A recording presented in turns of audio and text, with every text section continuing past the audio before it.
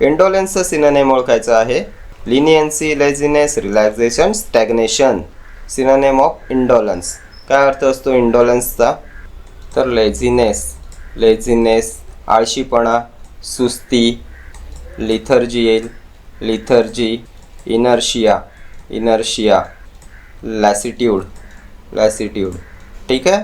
लॅसिट्यूड, inertia, सुस्ती, आळशीपणा, लिथर्जी, laziness, इंडोलन्स. काय दिले ऑप्शनमध्ये? तर laziness. Option B will be your correct answer.